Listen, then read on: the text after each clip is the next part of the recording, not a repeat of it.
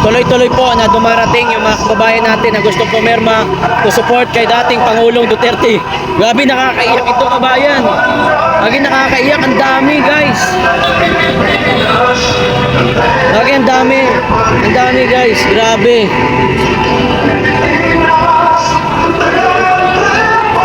Mga kababayan, magandang araw po muli sa inyo. Parang nakakaiyak naman guys, ang daming gustong pumirma to support kay dating Pangulong Duterte.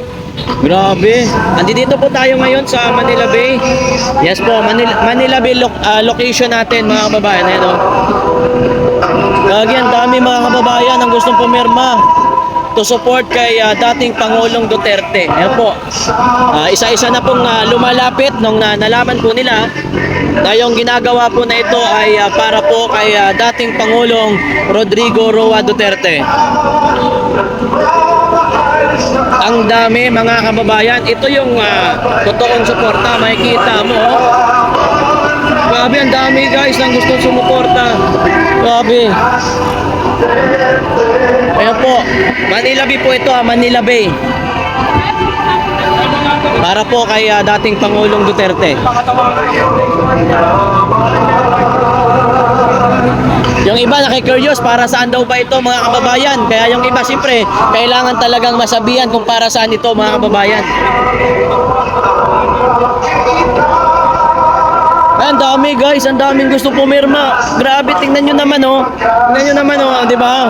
Oo, may darating, may aalis, may darating, may aalis, may tapos na, may bago na naman. Ganyan po ang suporta ng taong bayan kay dating Pangulong Duterte mga kababayan. Di ba? Yan po ang grabe. Kahit ako talagang naiiyak ako pag naglalapitan na yung mga kababayan natin. Kailangan masabihan. O yung ito mga kababayan nagtatanong kung para saan daw ba. Ayan po. Siyempre merong hindi talaga pipirma, meron din naman talagang pipirma, no? Pero mas marami kabayan. Kita mo naman 'yan, no? 'Di ba? Tuloy-tuloy ang pagdating po nila.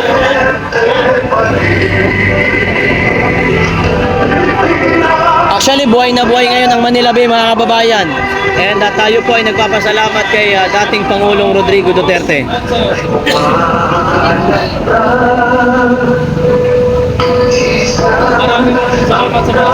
Sabi no? Ayan po. Ayan po, nasa Manila Bay po tayo ha, Manila Bay. Sa isa sa mga ligasiya ni dating Pangulong Rodrigo Roa Duterte. Manila Bay mga kababayan.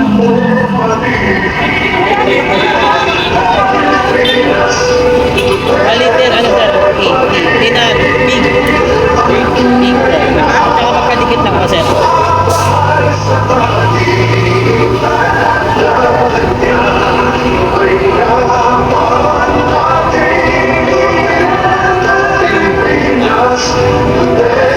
Sa YouTube sir, ganyan din po.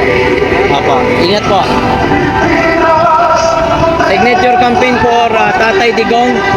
Manila Bay mga kababayan, Manila Bay.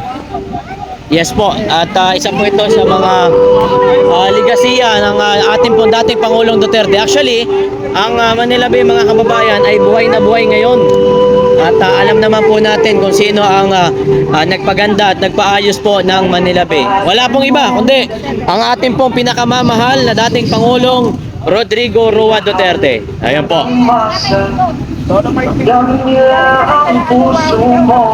Yes, mga kababayan.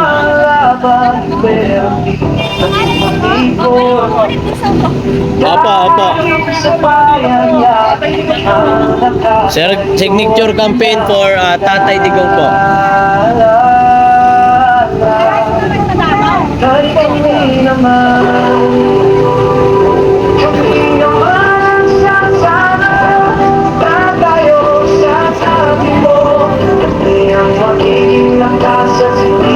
Opo, signature campaign for Tatay Digong, Manila Bay mga kababayan.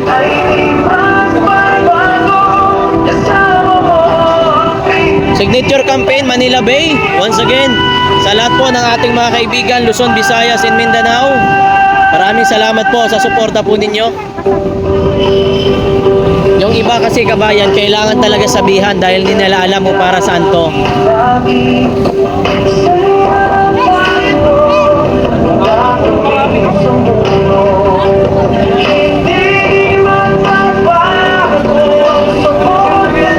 Signature campaign for Tatay Digong. Ayan. Marami po mga kababayan.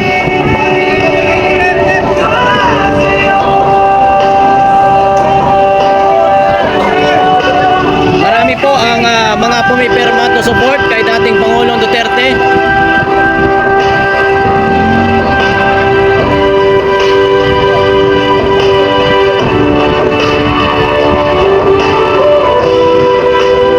Opo, Manila Bay, Manila Bay. Ito yung tunay na suporta mga kababayan. Ayan. May dumating po dito to para po pumirma mga kababayan. Andito kami, matatag na. Dahil kami naman. Dahil kami Patuloy ang pagdating po ng mga kababayan natin mga kababayan. Ayan.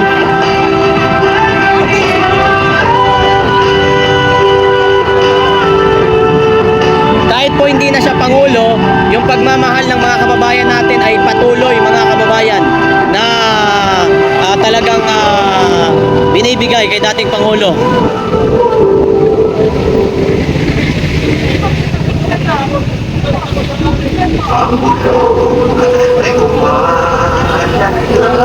Kaya nga po, kailangan talaga sabihan yung iba dahil nga po hindi nila alam kung para saan ito mga kababayan.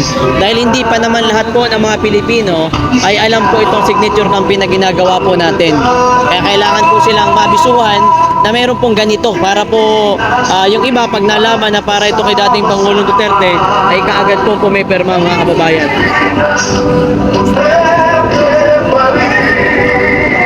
ang tunay na nagmamahal sa amin.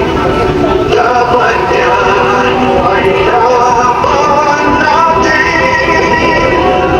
Pilipinas, Duterte pa rin. Manila Bay, signature campaign for Tatay Digong. Ayan po, mayroon na namang bagong pipirma mga kababayan.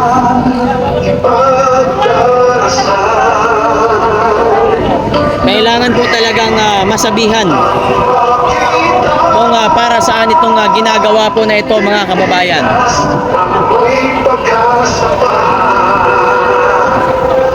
Sabi ng lalaki,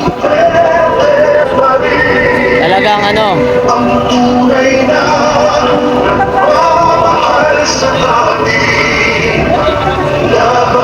ayan si ate kabayan pipirma siya.